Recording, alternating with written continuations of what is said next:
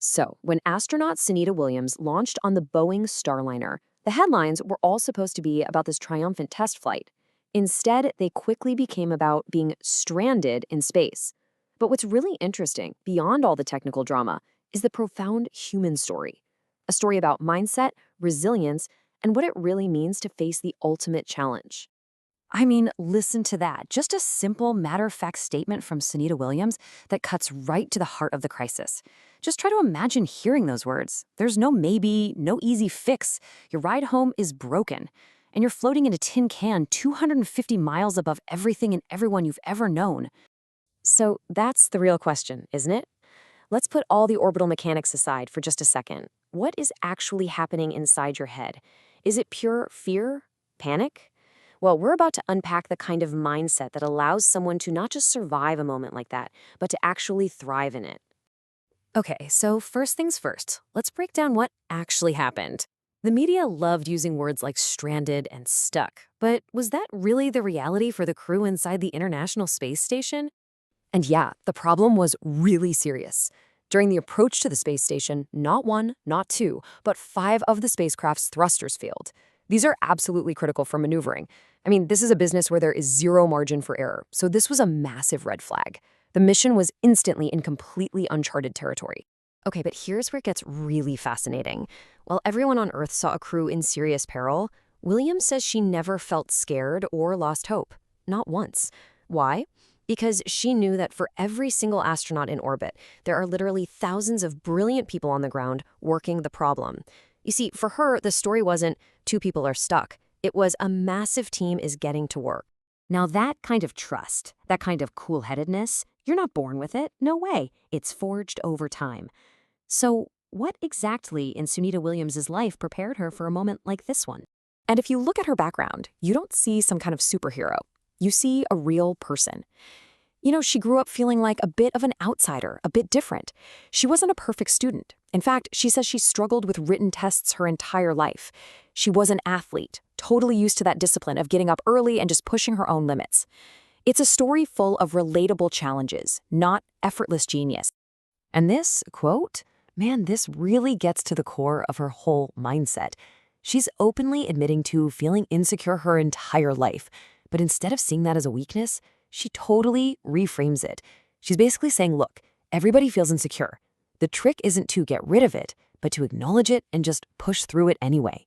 That's where the real growth happens. Yeah, and that ability to just push through, that didn't just happen overnight. The Starliner incident was far from her first brush with a major crisis. Her whole career has been punctuated by these moments that tested her resolve long before those thrusters ever failed. Take 2003, for example. She lost close friends, including her role model Kalpana Chawla, in the Columbia disaster. You know, for most people, that would be a sign to quit, to just walk away. But for Williams and her colleagues, it did the exact opposite. It hardened their resolve. They felt this profound duty to keep going, to make sure their friend's sacrifice wasn't for nothing. And then there was this insane moment. Imagine this. You're woken up in the dead of night by a blaring alarm. A satellite had exploded, creating a dangerous debris field. The crew was ordered to their respective spacecraft, which are basically their lifeboats. They hugged each other, said what could have easily been their final goodbyes, and just prepared for the worst. That surreal life-or-death situation is just part of the job description. So, how on earth do you function in moments like that? Well, it all comes down to a very specific set of mental tools, honed through years and years of intense training. This is the astronaut mindset. Okay, the single most critical tool in the toolbox is something called compartmentalization. And this isn't about being a robot or suppressing your emotions. It's about radical focus. When 5 thrusters fail, you don't think about re-entry. You don't think about what your family will think. You think only about the next immediate step, docking safely. You just solve one problem at a time. And Sunita explains this perfectly herself.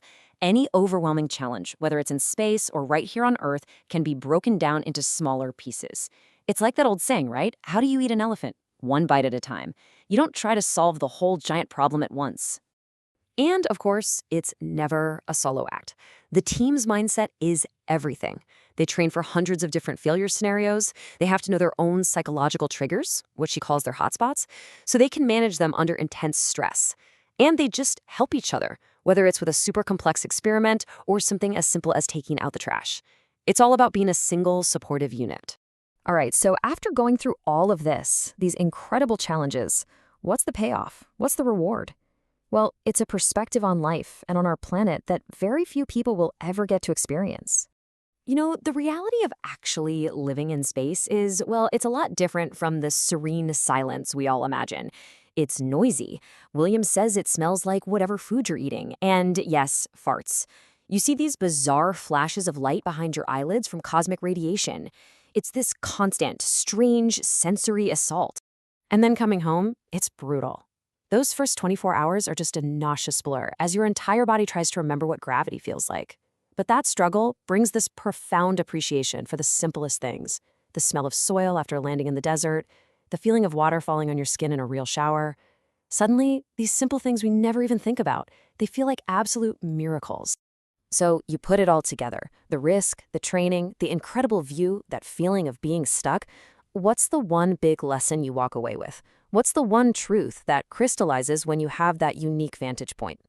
In the end, her biggest lesson wasn't about rocket science. It wasn't about orbital mechanics. It was about us.